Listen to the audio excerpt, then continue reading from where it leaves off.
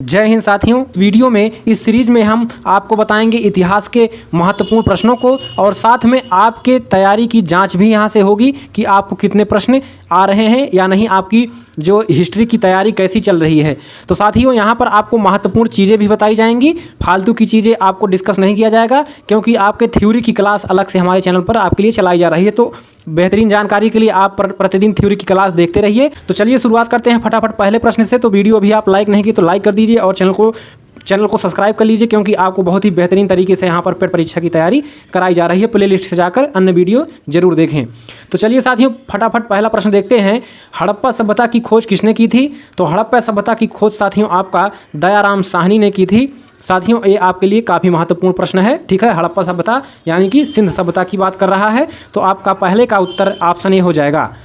तो आप साथियों उत्तर अपने मन से टिक करते रहिएगा और नीचे कमेंट करके जरूर बताइएगा कि आपके कितने प्रश्न सही हुए थे। तो चलिए दूसरा प्रश्न साथियों देखते हैं आपकी स्क्रीन पर।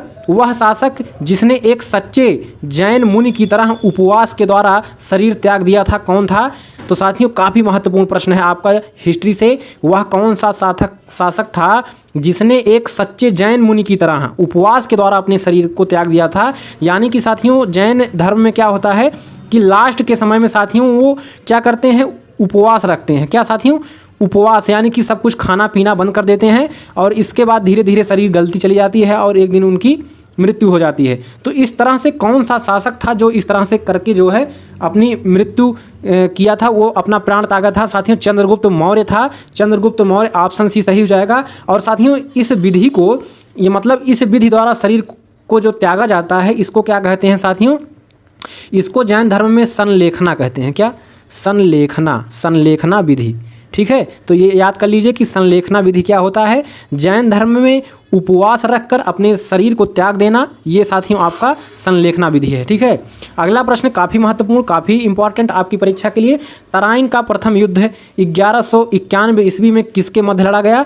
तो 3 नंबर का उत्तर हो जाएगा साथियों आपका ऑप्शन बी, मोहम्मद गौरी और पृथ्वीराज तृतीय के, ठीक है। पृथ्वीराज तृतीय यानी पृथ्वीराज चौहान, मोहम्मद गौरी और पृथ्वीराज तृतीय के मध्य तराइन का प्रथम युद्ध लड़ा गया था 1191 में। तो ये भी प्रश्न आ सकता है कि तराइन का प्रथम युद्ध कब लड़ा गया? तो तराइन का प्रथम युद्ध साथियों 1191 ईस्वी में लड़ा गया। किनके मध्य लड़ा गया? मोहम्मद गौरी और पृथ्वीराज तृतीय के मध्य लड़ा गया। चलिए साथियों तेजी के साथ आगे बढ़ते हैं इस सीरीज में। बंगाल को मुगल साम्राज्य से पृथक कर स्वतंत्र किया था।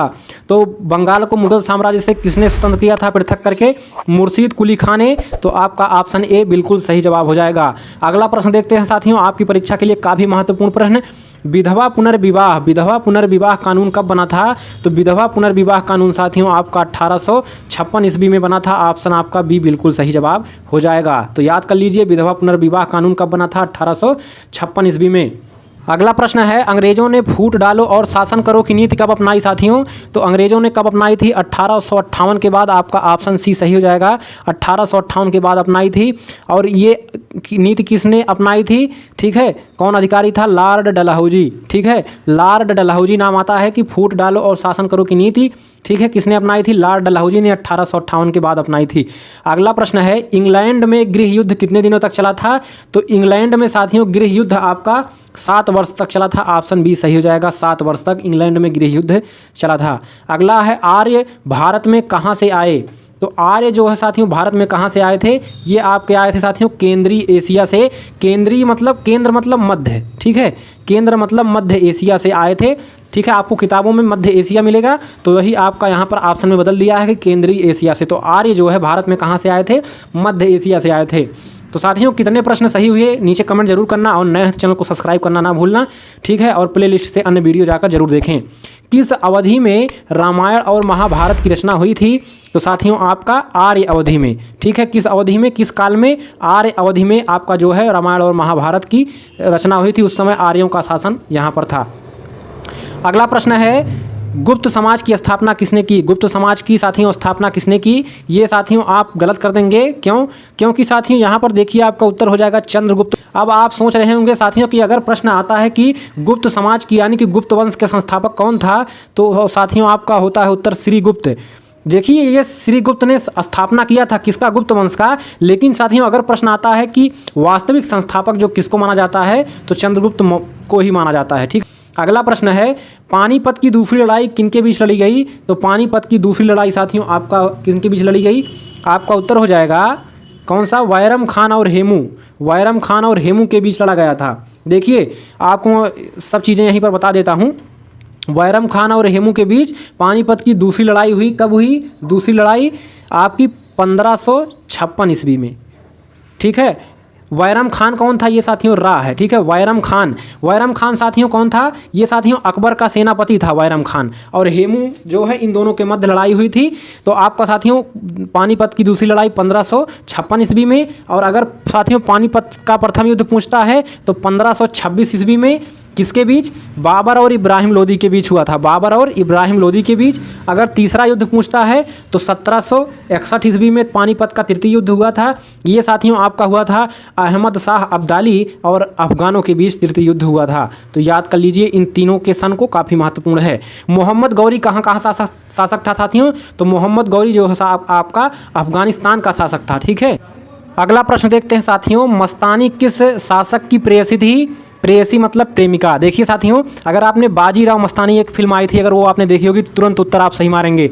तो साथियों जो बाजीराव पेशवा की जो प्रेयसी थी कौन थी? मस्तानी थी। तो उसी के आधार पर वो फिल्म भी बनी है। तो बाजीराव मस्तानी। ठीक है, इन दोनों को जोड़ करके। तो चलिए अगला प्रश्न देखते हैं, बिहार प्रदेश को किस मुस्लिम शासक ने सर्वप्रथम जीता था? तो बिहार प्रदेश को साथियों किस मुस्लिम शासक ने जीता था सर्वप्रथम? खिलजी ने। किसने?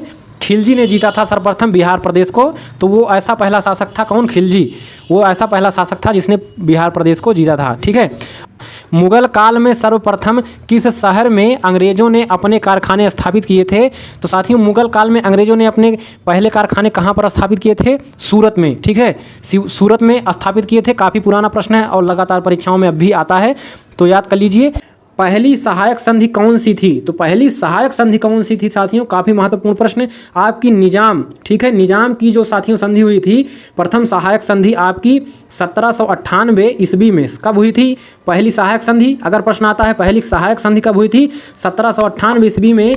और निजाम ने जो है पहली सहायक संधि पर हस्ताक्षर किए थे। कहाँ पर? हैदराबाद में। तो आपका उत्तर बी हो जाएगा। अगला प्रश्न है, कर्नाटक संगीत का पितामह किसे कहा जाता है? तो कर्नाटक संगीत का पितामह साथियों आपके पुरंदर दास को कहा जाता है। तो ऑप्शन सी आपका सही हो जाएगा। पुरंदर दास कौन थे साथियों? ये एक जो है कृष्ण भक्त थे और वैष्णव कवि थे और साथ में संत और समाज सुधारक भी थे। ठीक है, समाज सुधारक भी थे। तो ये आपका पूछा जा सकता है कि पुरंदर जो है ये किसकी भक्ति करते थे? तो कृष्ण की भक्ति करते थे। और ये इन्होंने जो है कर्नाटक संगीत में जो है महत्वपूर्ण योगदान दिया। इसलिए इनको जो है पुरंदर दास को जो है कर्नाटक संगीत का पितामह कहा जाता है। तो याद कर लीजिए। अगला प्रश्न है, किसके शासनकाल में प्रथम चीनी यात्री भारत आया था? तो प्रथम चीनी यात्री भारत किसके समय में आया था? तो आपका उत्तर सही हो जाएगा। कौन सा? आपका उत्तर हो जाएगा फाहियान आया था। किसके समय में आया था साथियों? आपका ऑप्शन डी सही हो जाएगा। चंद्रगुप्त द्वितीय के समय में आया था। प्रथम चीनी यात्री चंद्रगुप्त के समय में आया था। तो आपका प्रश्न आता है कि प्रथम चीनी यात्री किसके समय में भारत आया था? तो चंद्रगुप्त मौर्य द्वितीय के समय में आया था। और उस चीनी यात्री का नाम क्या था? फाहियान था। ये आप याद कर लीजिए, काफ़ी महत्वपूर्ण आपके लिए प्रश्न है। अगला है, निम्नलिखित मुगल शासकों में से किसे प्रिंस ऑफ बिल्डर्स कहा जाता है या किसे प्रिंस ऑफ बिल्डर्स के नाम से पुकारा जाता है? तो आपका उत्तर सही हो जाएगा शाहजहां को। शाहजहां को। बिल्डर्स मतलब बनाने वाला।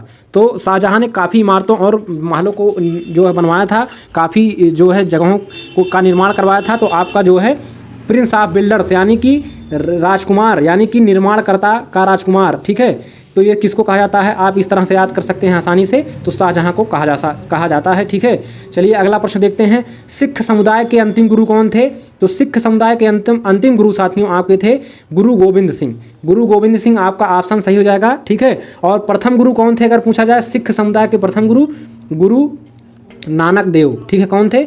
गुरु नानक देव थे। ठीक है, और अंतिम गुरु गोविंद सिंह। ठीक है, तो ये आपका ऑप्शन सी सही हो जाएगा। अगला प्रश्न है, कुचिपुड़ी नृत्य कहाँ आरंभ हुआ? कुचिपुड़ी नृत्य साथियों आपका उत्तर सही हो जाएगा। Option B Andhra Pradesh. तो जो कुचिपुड़ी नृत्य है ये कहाँ आरंभ हुआ था? आंध्र प्रदेश में। और अब पूछा जाता है कि कुचिपुड़ी नृत्य कहाँ का है? तो आंध्र प्रदेश में। इस तरह से अब प्रश्न आते हैं आपके। ठीक है, अगला प्रश्न है, चित्रकला की गांधार शैली का सूत्रपात किसके द्वारा किया गया था? तो चित्रकला की जो गांधार शैली थी उसका सूत्रपात किसके द्वारा किया गया था? तो आपका ऑप्शन सही हो जाएगा महायान संप्रदाय। जो साथियों जैन धर्म का महायान संप्रदाय था उसके द्वारा ही आपका गांधार शैली चित्रकला की जो है सूत्रपात किया गया था। तो आपका उत्तर बी हो जाएगा। अगला प्रश्न है ताजमहल की डिज़ाइन तैयार करने वाला वास्तुकार कौन था? तो ताजमहल की डिज़ाइन तैयार करने वाला ऑप्शन बी सही हो जाएगा उस्ताद ईसा। उस्ताद ईसा आपका ऑप्शन बी बिल्कुल सही जवाब हो जाएगा। एक एक प्रश्न साथियों काफ़ी महत्वपूर्ण और इंपॉर्टेंट है, तो वीडियो पूरा जरूर देखिएगा। अगला प्रश्न है बौद्धों के विश्वास के अनुसार गौतम बुद्ध का अगला अवतार किसे माना जाता है? अगला अवतार साथियों कल्कि को माना जाता है। कल्कि आपका ऑप्शन ए सही हो जाएगा। बौद्धों में विश्वास है कि अगली बार भगवान गौतम बुद्ध जन्म लेंगे किसके रूप में? कल्कि के रूप में। ठीक है। अगला प्रश्न है आपका सम्राट अकबर ने निम्नलिखित में से किस महल का निर्माण फतेहपुर सीकरी में करवाया था? तो आपका फतेहपुर सीकरी में साथियों अकबर ने पंचमहल का निर्माण करवाया था। और फतेहपुर सीकरी में साथियों क्या है? बुलंद दरवाज़ा। ये काफ़ी बार परीक्षा में पूछा जाता है। बुलंद दरवाज़ा कहाँ पर है? फतेहपुर सीकरी में है। ठीक है। फतेहपुर सीकरी कहाँ पर है साथियों? कमेंट करके नीचे जरूर बताना।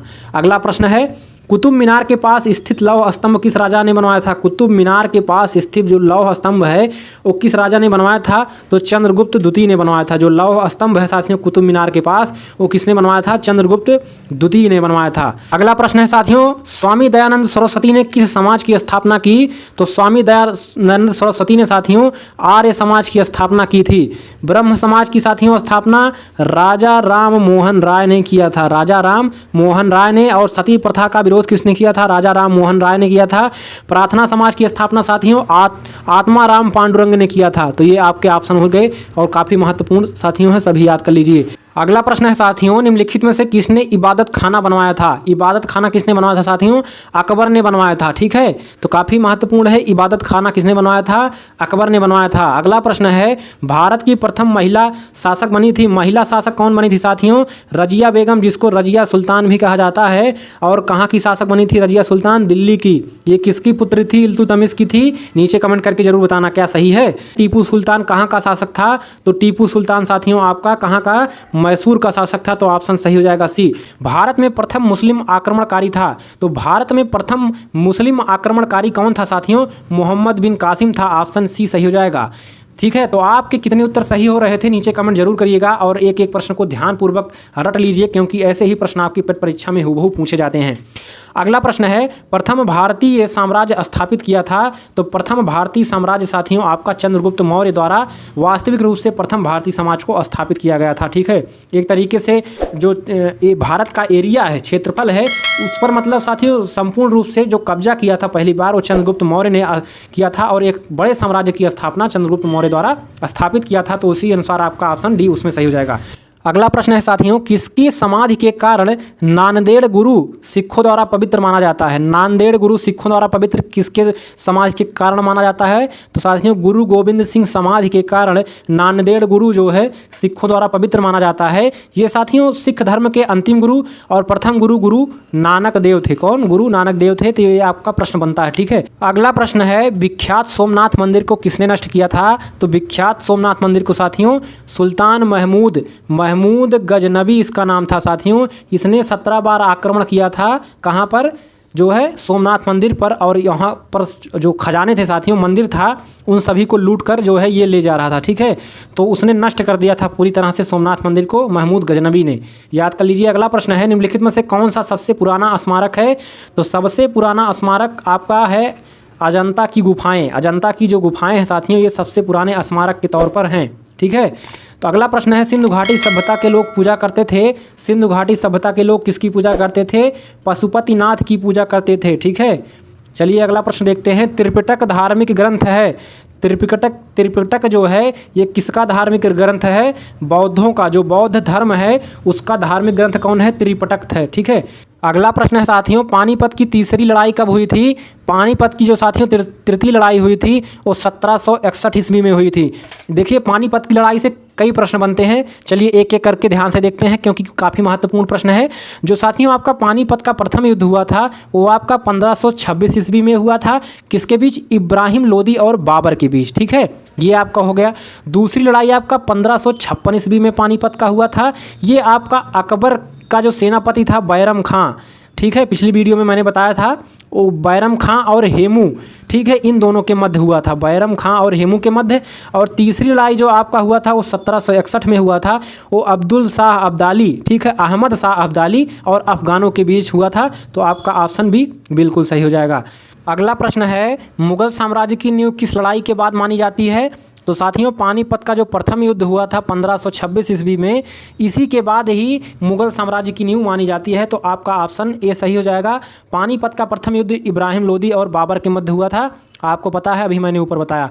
अगला है, मुगल वंश की स्थापना भारत में कब हुई? मुगल वंश की स्थापना साथियों भारत में, आपका ऑप्शन सी सही हो जाएगा, 1526, यानी कि पानीपत के प्रथम युद्ध के बाद हुई। तो पानीपत का प्रथम युद्ध 1526 में हुआ था, इसलिए ऑप्शन सी सही हो जाएगा, अभी ऊपर हमने डिस्कस किया था। चलिए अगला प्रश्न है, प्लासी का युद्ध कब लड़ा गया था? प्लासी का युद्ध साथियों 23 जून 1757। कब लड़ा गया प्लासी का युद्ध?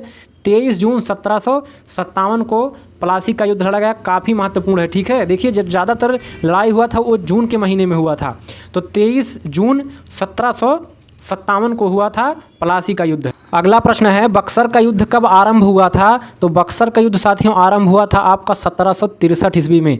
अगर साथियों यहाँ आरंभ शब्द ना दिया होता, सीधा पूछता कि बक्सर का युद्ध कब हुआ था, तो आपको कहीं कहीं साथियों मिल जाता 1764, तो ये भी आप उत्तर टिक कर सकते हैं। लेकिन अगर आरंभ की बात कर रहा है तो 1763 ईस्वी में ही शुरुआत हो गया था बक्सर के युद्ध की, ठीक है। चलिए अगला प्रश्न देखते हैं, दिल्ली का लाल किला किसने बनवाया था? तो दिल्ली का लाल किला साथियों किसने बनवाया था? तो ऑप्शन सही हो जाएगा सी, शाहजहां ने बनवाया था दिल्ली का लाल किला, ठीक है। अगला प्रश्न देखते हैं, तो वीडियो कैसा लगा लाइक करिएगा और नए चैनल को सब्सक्राइब करना ना भूलिएगा। शिवाजी के प्रशासन में पेशवा किसे कहते थे? तो साथियों उस समय जो मुख्यमंत्री होता था, यानी कि मंत्रियों में जो प्रधान होता था, उसको साथियों पेशवा कहा जाता था। किसको? पेशवा कहा जाता था। तो शिवाजी के प्रशासन में पेशवा किसको कहा जाता था? मुख्यमंत्री को कहा जाता था। भारत की प्रथम पूर्णतः रंगीन फिल्म कौन सी थी साथियों? तो पूर्णतः रंगीन फिल्म आपकी कौन सी थी? झांसी की रानी। अगर प्रश्न आता है कि भारत की प्रथम फिल्म कौन थी? राजा हरिश्चंद्र थी।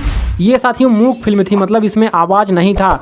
और आलम आरा, ये साथियों अगर पूछा जाए प्रश्न कि भारत की प्रथम बोलती फिल्म कौन थी, तो आलम आरा थी। प्रथम मूक फिल्म कौन थी? राजा हरिश्चंद्र थी। और पूर्णतः रंगीन फिल्म कौन थी? झांसी की रानी थी। वियना सम्मेलन कब हुआ था? तो साथियों वियना सम्मेलन, पहले तो आप ये बताइए कि वियना किस राष्ट्र की राजधानी है? तो आपका साथियों उत्तर हो जाएगा ऑस्ट्रिया की राजधानी क्या है? ऑस्ट्रिया की राजधानी वियना है। तो वहीं पर एक सम्मेलन हुआ था साथियों, बहुत ही प्रसिद्ध। वो कब हुआ था साथियों? आपका उत्तर सही हो जाएगा 1815 ईस्वी में, यानी कि ऑप्शन सी आपका बिल्कुल सही जवाब हो जाएगा। साथियों ये सम्मेलन कैसा हुआ था? यूरोपीय देशों के राजदूतों का सम्मेलन ये हुआ था। क्यों हुआ था साथियों?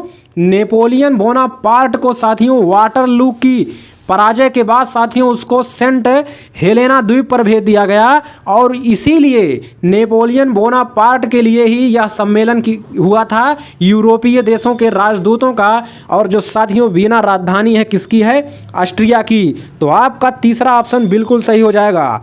तो वीडियो कैसा लगेगा नीचे कमेंट करके जरूर बताइएगा। तो चलिए अगला प्रश्न देखते हैं, किस देश को यूरोप का मरीज कहा जाता है? जी हाँ देश साथियों, यूरोप का मरीज किस देश को कहा जाता है, ये आपका प्रश्न है। तो साथियों आपका उत्तर सही हो जाएगा तुर्की को, ठीक है। इसको तुर्की को जो है यूरोप का मरीज कहा जाता है, ठीक है। ऑटोमन सुल्तानों का जो अत्याचार था साथियों तुर्की पर इतना बढ़ गया था कि यहाँ रहने वाले लोग धीरे धीरे अपनी स्वतंत्रता के लिए आंदोलन करने लगे।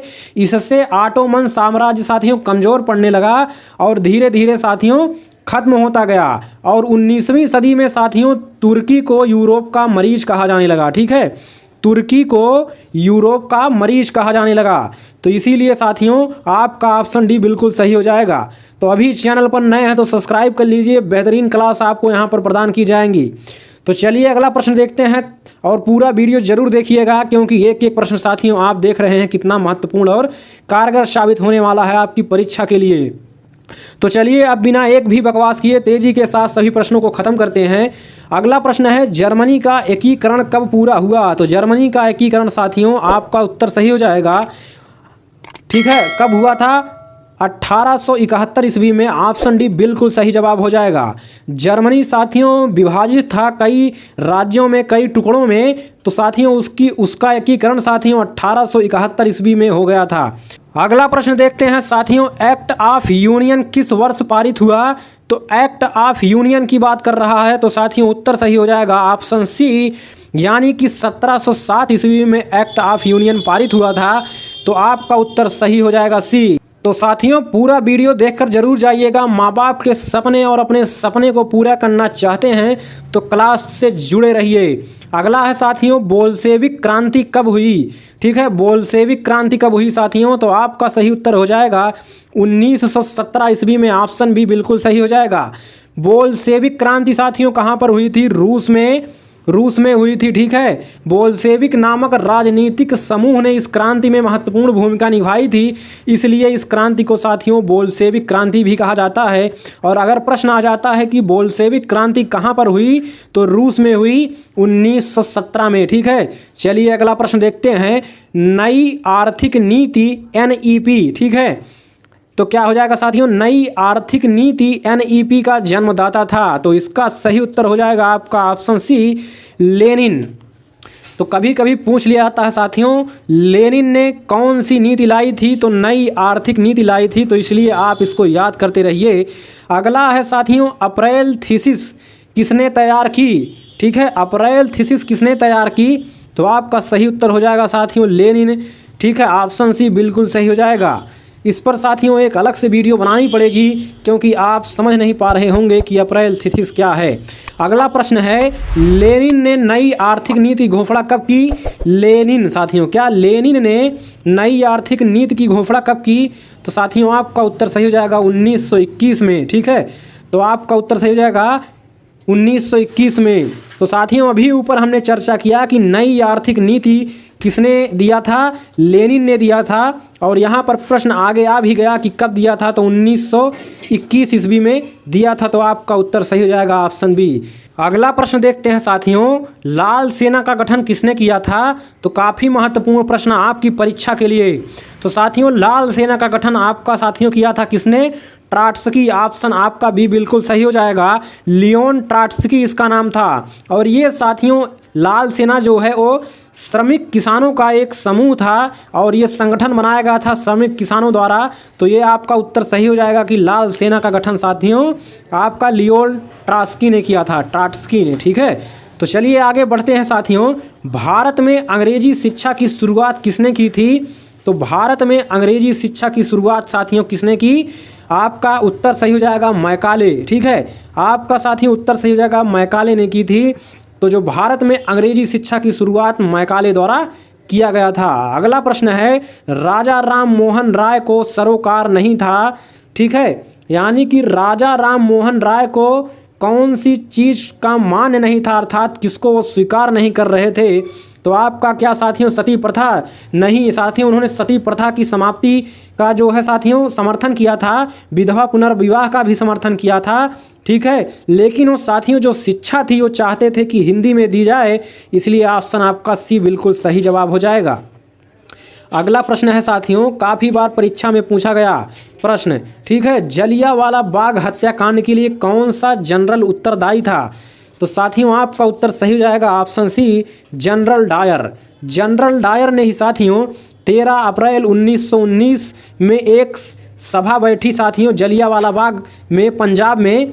वहाँ पर साथियों जनरल डायर ने चारों तरफ से घिरी दीवार में जो जनता सभा कर रही थी उन पर चारों तरफ से गोलियों की बौछार करवा दी थी, और साथियों बहुत से लोगों की जो है जान चली गई थी। तो आपका सही उत्तर हो जाएगा जनरल डायर ने जलियांवाला बाग हत्याकांड करवाया था। चलिए अगला प्रश्न देखते हैं साथियों, प्रथम मैसूर युद्ध किनके बीच लड़ा गया? प्रथम मैसूर युद्ध साथियों किनके बीच लड़ा गया? ब्रिटिश और हैदर अली। ठीक है, तो ऑप्शन बी सही हो जाएगा। साथियों जो प्रथम मैसूर युद्ध था ये साथियों 1767 से शुरुआत होकर 1769 तक चला था। ठीक है, लगभग 2 वर्षों तक। और जो साथियों वर्तमान में कर्नाटक है वो पूर्व में क्या था? मैसूर नाम से था। और वहीं पर अंग्रेज़ों और हैदर अली के बीच युद्ध हुआ था, और उसका कारण साथियों अंग्रेज ही थे, क्योंकि उनकी जो आक्रामक नीतियाँ थी उन्हीं के चलते युद्ध हुआ और प्रथम मैसूर युद्ध के नाम से प्रसिद्ध हुआ। ठीक है, तो इसका सन याद कर लीजिए 1767 से 1769 तक चला था। चलिए अगला प्रश्न देखते हैं, सती प्रथा पर प्रतिबंध किसने लगाया था? तो साथियों उत्तर सही हो जाएगा आपका option C, lord William Bentinck. Lord William Bentinck ने जो है सती प्रथा पर प्रतिबंध लगाया था। काफ़ी महत्वपूर्ण प्रश्न है साथियों, जितने भी स्टार इस पर लगाए जाएं उतने कम है, तो याद कर लीजिए, रट लीजिए। तो साथियों लॉर्ड विलियम बेंटिंग की सहायता साथियों राजा राम मोहन राय ने की थी सती प्रथा का अंत करने के लिए। तो आपका ऑप्शन सी बिल्कुल सही हो जाएगा। किस वर्ष में म्यांमार भारतवर्ष से अलग हुआ था? तो साथियों भारतवर्ष से जो साथियों म्यांमार है वो आपका साथियों 1937 ईस्वी में अलग हो गया था। ठीक है, ब्रिटिश सरकार ने बंगाल विभाजन को प्रतिश्रित किस वर्ष किया था? तो साथियों आपका उत्तर सही हो जाएगा 1919 में। अगर साथियों इस तरह से प्रश्न आता है तो आप उत्तर लगाएंगे 1919। अन्यथा अगर आपका प्रश्न आता है ब्रिटिश सरकार ने बंगाल विभाजन का निर्णय कब लिया? तो साथियों आपका उत्तर सही हो जाएगा 9 जुलाई 1905। यानी कि 1905 में बंगाल विभाजन का निर्णय आ गया था और 1919 में किया गया। और जब 1919 में विभाजन किया गया तो जब इसका विरोध होने लगा तो जलियांवाला बाग हत्याकांड हो गया था इधर साथियों। चलिए अगला प्रश्न है आपका साथियों, जलियांवाला बाग हत्याकांड यानी कि दुर्घटना किस सन में हुई? तो जलियांवाला बाग हत्याकांड साथियों आपका ऑप्शन बी सही जगह 1919 में हुआ था। ठीक है, कब हुआ था अगर डेट पूछे तो 13 अप्रैल 1919 सही उत्तर हो जाएगा। और इस दुर्घटना का साथियों जिम्मेदार कौन था? General Dyer. ये भी पूछा जाता है कि जलियांवाला बाग हत्याकांड का जिम्मेदार कौन था, यानी कि जलियांवाला बाग हत्याकांड में लोगों पर गोलियां किसने चलवाई थी? ठीक है, तो आपका जनरल डायर सही हो जाएगा। और जलियांवाला बाग हत्याकांड कहाँ हुआ था? पंजाब में हुआ था। तो चैनल पर नए हैं तो सब्सक्राइब कर लीजिए ऐसी ही बेहतरीन क्लास के लिए। चलिए अगला प्रश्न देखते हैं, 1911 तक बिहार निम्नलिखित में से किसके अंतर्गत था? यानी कि बिहार का विभाजन 1911 में हो गया, इसके पहले बिहार किसके अंतर्गत आता था? तो आपका सही उत्तर साथी हो जाएगा बंगाल महाप्रांत, यानी कि ऑप्शन ए, बंगाल महाप्रांत के अंतर्गत बिहार आता था। ठीक है, बाद में इसको अलग कर दिया गया। अगला प्रश्न है, अलीगढ़ मुस्लिम विश्वविद्यालय के संस्थापक कौन थे? तो काफ़ी महत्वपूर्ण प्रश्न आपके परीक्षा के लिए। तो इसका सही उत्तर साथियों आपका ऑप्शन बी सही हो जाएगा, सर सैयद अहमद। ठीक है, सर सैयद अहमद खान इनका नाम था और इन्होंने ही अलीगढ़ मुस्लिम विश्वविद्यालय की स्थापना की थी। ठीक है, चलिए अगला प्रश्न देखते हैं, चौरी चौरा कांड किससे संबंधित है? तो चौरी चौरा कांड साथियों आपका संबंधित है असहयोग आंदोलन से। देखिए अंग्रेज़ों के अत्याचार को बढ़ते हुए जब साथियों अंग्रेज नहीं माने भारत छोड़ने के लिए तो असहयोग आंदोलन चला दिया गया। किसके द्वारा? महात्मा गांधी द्वारा असहयोग आंदोलन चलाया गया।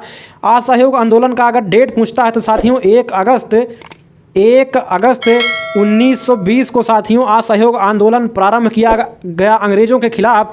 इस आंदोलन में साथियों सरकारी चीज़ों का विरोध किया गया, जैसे विद्यालय जाना छात्रों ने छोड़ दिया, न्यायालय में जाना वकीलों ने छोड़ दिया जो भारत के थे। ठीक है, आज जितनी भी सरकारी चीज़ें थी, संस्थाएं थी, सभी का विरोध चालू हो गया।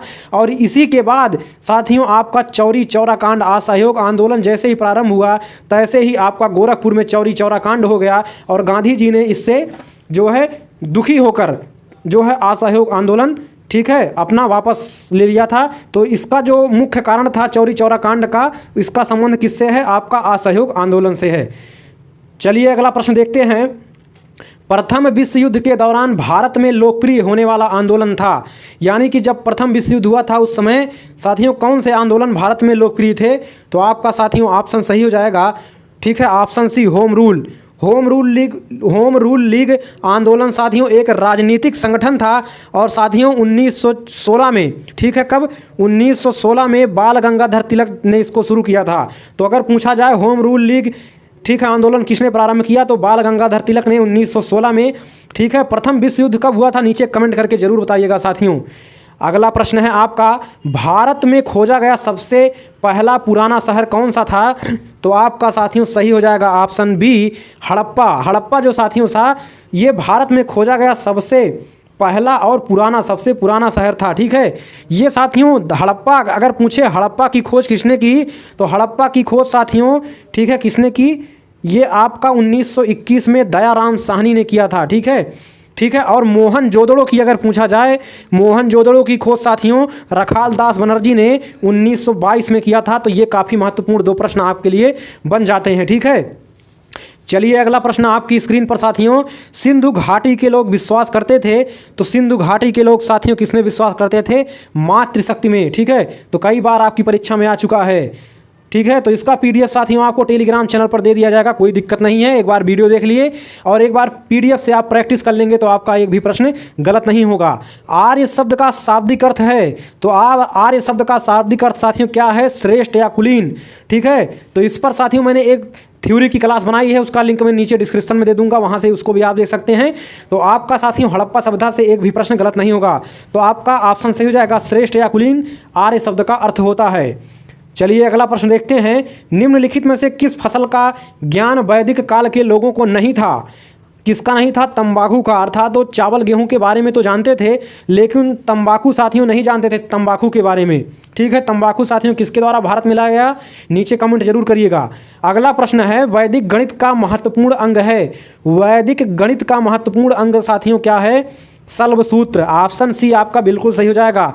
ठीक है, तो काफ़ी महत्वपूर्ण प्रश्न है, वैदिक गणित का संबंध किससे है? शल्ब सूत्र से है, तो ऑप्शन सी आपका सही हो जाएगा। अगला प्रश्न देखते हैं, किस वेद में प्राचीन वैदिक युग की संस्कृत के बारे में सूचना दी गई है? तो आपका सही उत्तर हो जाएगा ऋग्वेद। सबसे पुराना वेद साथियों पूछा जाए तो ऋग्वेद है। वेदों की संख्या 4 है। पहला आपका हो जाएगा ऋग्वेद, दूसरा हो जाएगा ठीक है यजुर्वेद। ठीक है, यजुर्वेद, और तीसरा हो जाएगा सामवेद, चौथा हो जाएगा अथर्ववेद। सबसे नया वेद पूछा जाए तो अथर्ववेद है, सबसे पुराना ठीक है ऋग्वेद है। गीत संगीत के लिए वेद पूछा जाए तो सामवेद हो जाएगा। गद्य पद्य दोनों में लिखा गया वेद पूछा जाए तो यजुर्वेद हो जाएगा। ठीक है, तो ये आपके लिए काफ़ी महत्वपूर्ण प्रश्न हो जाते हैं। आगे प्रश्न आ भी गया, वेदों की संख्या कितनी है? तो वेदों की संख्या साथियों 4 है। ठीक है, ऋग्वेद, यजुर्वेद, सामवेद, अथर्ववेद। ठीक है, तो चलिए आगे बढ़ते हैं। ऋग वैदिक आर्यों का मुख्य व्यवसाय क्या था? साथियों प्रश्न है, ऋग वैदिक आर्यों का मुख्य व्यवसाय क्या था? तो आपका सही उत्तर साथियों हो जाएगा क्या? ठीक है, आपका उत्तर सही हो जाएगा ऑप्शन बी, यानी कि पशुपालन। ठीक है, आर्यों का जब मुख्य व्यवसाय था पशुपालन था। ठीक है, अगला प्रश्न है, भारतीय संगीत का आदि ग्रंथ किसे कहा जाता है? तो आपका ऑप्शन सही हो जाएगा ऑप्शन ए। अभी मैंने ऊपर चर्चा किया था कि अगर भारतीय संगीत यानी कि गीत संगीत के बारे में पूछा जाए तो क्या हो जाएगा? सामवेद आपका सही उत्तर हो जाएगा। प्रथम विधि निर्माता कौन है? तो आपका सही उत्तर हो जाएगा साथियों ऑप्शन सी, यानी कि मनु। मनु को साथियों प्रथम विधि निर्माता कहा जाता है, तो ऑप्शन सी बिल्कुल सही जवाब हो जाएगा। अगला प्रश्न है साथियों, कृष्ण भक्ति का प्रथम और प्रधान ग्रंथ कौन सा है? ठीक है, तो कृष्ण भक्ति का प्रथम और प्रधान ग्रंथ यानी कि मुख्य ग्रंथ की बात करें तो श्रीमद् भगवत गीता आपका उत्तर सही हो जाएगा ऑप्शन सी। अगर साथियों प्रश्न पूछता है कि महाभारत की रचना किसने की, तो महाभारत की रचना साथियों वेद व्यास ने किया था। ठीक है, और महाभारत को साथियों 5वां वेद भी कहा जाता है। और गीत गोविंद की बात करें तो इसकी रचना जयदेव ने किया था। चलिए अगला प्रश्न देखते हैं, तो इसका पीडीएफ आपको प्रदान करा दिया जाएगा। नीचे टेलीग्राम चैनल का लिंक है, उसको ज्वाइन कर लीजिए, इसका पीडीएफ आपको वहाँ पर मिल जाएगा। तो एक बार पूरा वीडियो देख लीजिए और एक बार पीडीएफ से आप प्रैक्टिस कर लीजिए, तो आपके एक भी प्रश्न गलत नहीं होंगे। अगला प्रश्न है, ऋग्वेद में संपत्ति का प्रमुख रूप क्या है? तो साथियों आपका सही उत्तर हो जाएगा ऑप्शन बी, गोधन। यानी कि गोधन मतलब गाय। गाय के बारे में बात किया जा रहा है, ऋग्वेद में गाय को महत्वपूर्ण स्थान दिया गया है, तो आपका ऑप्शन बी बिल्कुल सही जवाब हो जाएगा। अगला प्रश्न है साथियों, पुराणों की संख्या कितनी है? तो कई बार परीक्षा में आ चुका है। देखिए पुराणों की संख्या साथियों आपका 18 है, तो ऑप्शन सी आपका बिल्कुल सही जवाब हो जाएगा। ठीक है, ऑप्शन सी 18, यानी कि पुराणों की संख्या 18 है। अगर वेद की संख्या पूछे तो साथियों 4 है। ठीक है, और उपनिषद की संख्या पूछे तो साथियों उपनिषद जो मुख्य रूप से 13 होते हैं, और टोटल लगभग साथियों 108 उपनिषदों की संख्या होती है। ठीक है, चलिए अगला प्रश्न देखते हैं, वैदिक धर्म का मुख्य लक्षण इनमें से किसकी उपासना था? ठीक है, वैदिक धर्म का मुख्य लक्षण इनमें से किसकी उपासना था? ठीक है, तो आपका सही उत्तर हो जाएगा प्रकृति। ठीक है, यानी कि वैदिक धर्म में जो है प्रकृति की पूजा साथियों मुख्य रूप से लोग करते थे।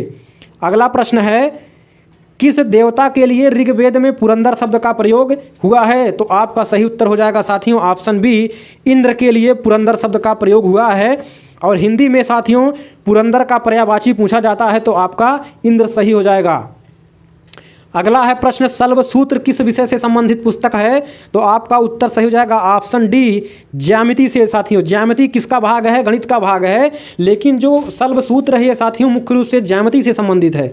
ठीक है, और अगर पूछा जाए तो साथियों ये गणित से भी संबंधित है, लेकिन अगर ज्यामिति ऑप्शन में है तो आप मारेंगे ऑप्शन डी। ठीक है, ऑप्शन डी यानी कि ज्यामिति से है। ठीक है, चलिए अगला प्रश्न देखते हैं, काफ़ी महत्वपूर्ण आपकी परीक्षा के लिए। असतो माँ सदगमय, ठीक है, कहाँ से लिया गया है? तो आपका सही उत्तर हो जाएगा साथियों ऑप्शन सी, ऋग्वेद से। कहाँ से? ऋग्वेद से लिया गया है। अभी मैंने बताया वेदों की संख्या 4 है साथियों। पहला और सबसे पुराना वेद ऋग्वेद, दूसरा यजुर्वेद, तीसरा साथियों सामवेद, चौथा अथर्ववेद। उपनिषदों की संख्या बताएं साथियों, अभी हमने चर्चा किया 13 मुख्य उपनिषद, और अगर टोटल देखा जाए तो 108। ठीक है, अगला प्रश्न है, धर्मशास्त्रों में भू राजस्व की दर क्या है? तो धर्मशास्त्रों में साथियों भू राजस्व की दर 1/6 यानी कि 1/6। ठीक है, 6वां भाग। जैसे कि अगर आपने साथियों 1 किलो कोई अनाज उपजाया तो उसका 1/6वां भाग आपको साथियों भू राजस्व में देना पड़ेगा। ठीक है, तो ये आपका ठीक है उत्तर हो गया। ठीक है, अगला प्रश्न है, प्राचीन भारत में निष्क नाम से क्या जाने जाते थे? तो आपका सही उत्तर हो जाएगा साथियों स्वर्ण आभूषण। ऑप्शन बी बिल्कुल सही हो जाएगा, यानी कि प्राचीन भारत में निष्क आभूषण यानी कि स्वर्ण आभूषण को निष्क नाम से जाना जाता था। अगला है योग दर्शन के प्रतिपादक। योग दर्शन के प्रतिपादक साथियों आपका ऑप्शन डी सही हो जाएगा, पतंजलि। ठीक है, योग दर्शन के प्रतिपादक थे। ठीक है, तो आपका ऑप्शन डी सही हो जाएगा। उपनिषद पुस्तकें किससे संबंधित हैं? तो आपका सही उत्तर हो जाएगा दर्शन से। ठीक है, दर्शन। ठीक है, तो आपका सही उत्तर हो जाएगा साथियों ऑप्शन ए। अगला प्रश्न है, आरंभिक वैदिक साहित्य में सर्वाधिक वर्णित नदी है? तो आरंभिक वैदिक साहित्य में सर्वाधिक वर्णित नदी साथियों आपकी सिंध नदी है। अगर पूछा जाए कि वेदों में सबसे पवित्र नदी किसको माना गया है? सरस्वती नदी को ऋग्वेद में सबसे पवित्र नदी माना गया है। ठीक है, वर्तमान में सबसे पवित्र नदी गंगा नदी को माना जाता है भारत की, जो कि सबसे लंबी नदी है। सबसे बड़ी नदी की बात करें तो साथियों आपका ब्रह्मपुत्र हो जाता है। चलिए अगला प्रश्न देखते हैं साथियों। अगला प्रश्न है, कर्म का सिद्धांत किससे संबंधित है? तो कर्म का सिद्धांत साथियों आपका उत्तर सही हो जाएगा मीमांसा से। ठीक है, ऑप्शन ए सही हो जाएगा मीमांसा से। ठीक है, चलिए अगला प्रश्न देखते हैं, वैदिक युग में प्रभावित लोकप्रिय शासन प्रणाली थी? वैदिक युग में प्रभावित लोकप्रिय शासन प्रणाली थी? तो आपका सही उत्तर हो जाएगा ऑप्शन ए, गणतंत्र प्रणाली जो थी शासन की, वो वैदिक युग में काफ़ी लोकप्रिय प्रणाली थी। ठीक है, तो साथियों क्लास कैसा लगा एक बार लाइक कर दीजिए, चैनल पर नए हैं तो सब्सक्राइब कर लीजिए ऐसी बेहतरीन क्लास के लिए। अगला प्रश्न है, सबसे प्राचीन वेद कौन सा है? तो सबसे प्राचीन वेद साथियों आपका हो जाएगा ऋग्वेद, ऑप्शन बी। अभी मैंने वेद के बारे में सब कुछ बता दिया है। अगला प्रश्न है, कौन सा वेद अंशतः गद्य रूप में भी रचित है? तो आपका ऑप्शन हो जाएगा ऑप्शन डी, यजुर्वेद। मैंने अभी आपको ऊपर बताया कि अगर गद्य और पद्य, ठीक है, दोनों की बात करें कौन सा वेद लिखा गया है गद्य और पद्य दोनों में, ठीक है, तो आपका हो जाएगा साथियों उत्तर यजुर्वेद यानी कि दूसरा वेद आपका। गीत संगीत के लिए पूछा जाए तो सामवेद सबसे पुराना वेद ऋग्वेद हो जाएगा और सबसे नया वेद अथर्ववेद हो जाएगा। जादू टोना इन सब की बात करें तो अथर्ववेद में दिया गया है। ठीक है, अगला प्रश्न है, निम्नलिखित में से कौन सी स्मृति प्राचीनतम है? ठीक है, तो आपका उत्तर हो जाएगा मनुस्मृति सबसे प्राचीनतम स्मृति मानी जाती है। ठीक है, अगला प्रश्न है, आदि काव्य की संज्ञा किसे दी जाती है? आदि काव्य की संज्ञा किसे दी जाती है? तो आपका साथियों उत्तर सही हो जाएगा ऑप्शन सी, रामायण।